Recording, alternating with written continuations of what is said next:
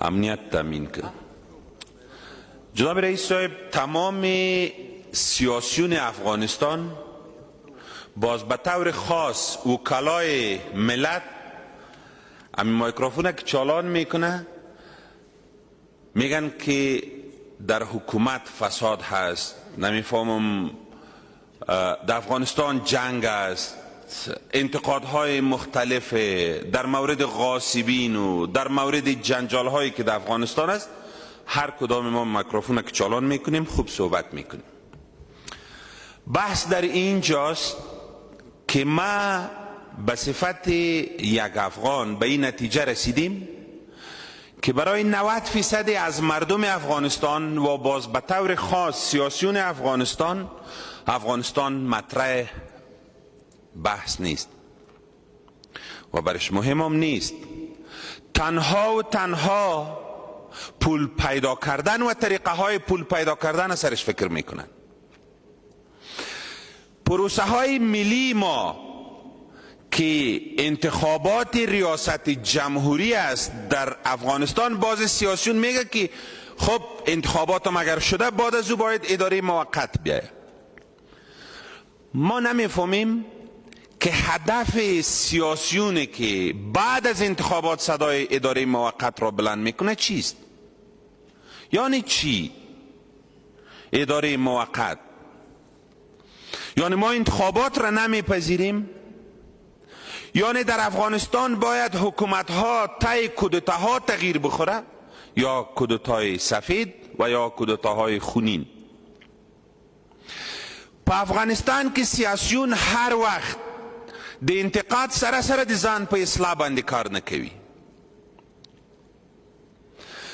دغه لس کاله چې زه د افغانستان په سیاست کې یم، د افغانستان د ملي ګټو مسله که هغه زموږ او ستاسې د ملت مسله ده، افغان بودن، که هغه زموږ او ستاسې د ډیورند د کرښې مسله ده، د خاورې خرڅلاو یعنی د وطن، که هغه زموږ او ستاسې د رهبرانو د عزت مسله ده، او که زموږ او ستاسې د تیر تاریخ د ساتلو مسله ده، په ټولو کې اتفاق نظر د افغانانو د سیاسیونو په منځ کې نشته. یوې په یو نظر ګوري، بلې په بل نظر ګوري. همدغه علتونه هم خارجان موږ او تاسو ته وایي چې ګورئ افغانان په خپل منځ کې سره جوړ نه دي، ځکه د افغانستان په ملي منافعو باندې اتفاق نظر نشته. ډلې او ټپلې رامنځته کیږي د احمد او محمود په نوم، غصب کوي، چور کوي، قتل کوي، رهزنی کوي، قانون شکنی کوي. بیا همغه څیرې وروسته د 2-5-4 کلونو د رهبریت په نوم باندې د افغانستان د خلکو د ژوند لپاره د تګلارې په ټاکلو کې په سیاست کې هم ګډون کوي. دلچسپه خدا ده چې همدغه افغانان چې هم یې وژلي، هم یې مځکې ورنه غصب کړي او هم ورسره جفا او ظلم صورت مومي، دا بیا قطار روان وي په دغه خلکو پسې، وایي دا زما رهبر ده. زه د یو شخص په اړه خبرې نه کوم، در مورد یک شخص صحبت نمیکنم، به طور کلی در افغانستان هم میکشن، هم غصب میکنن، هم امرایش جفا صورت میگیره، هم قانون شکنی میکنه، هم حکومت ها را از بین میبره. باز بعد از او اینمی انسان ها رهبرا میشه. این در طول تاریخ هست، نه در 40 سال. مگر هم افغان های ما و شما قطار پیشتازیا میرن میگن اینمی رهبریت ماست، نمیفهم ما صحبت های از این که در مورد حکومت داری و حکومت سازی میکنن همراهشان استادگی میکنیم. بنا پر دغه ټولو نواقصو زموږ او ستاسې اصلاح د ځان نه چې نارې وهو پیل کړې نه ده. په افغانستان کې د ملي پروسې چې انتخابات دي هم په هغه باندې هم موږ جنجال لرو. زما په اند باندې د افغانستان د سیاسیونو او د افغانانو لپاره ښه چانس ده چې موږ او تاسې د راتلونکو 15 کلونو لپاره دغه انتخابات 18 کاندیدان درلودل، 14 یو د بل سره مقابله کوله، هر چا چې ګټلي انتخابات شوي.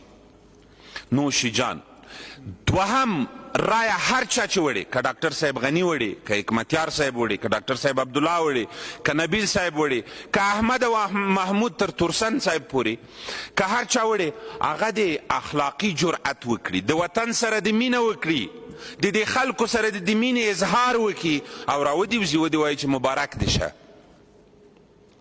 اما که د اول رای په مقابل کې هر څوک دریږي، هم قانون شکن ده، هم فاسد ده، او هم د افغانستان د خلکو دښمن ده.